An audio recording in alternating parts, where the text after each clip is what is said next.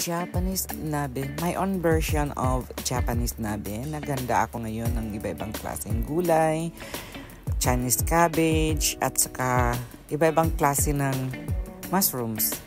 Una muna, piniprito ko yung manok para mawala yung langsa.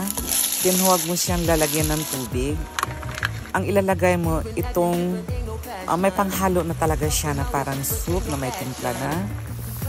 Then, pag medyo luto na yung manok, ilalagay mo yung iba-ibang klase ng mushrooms.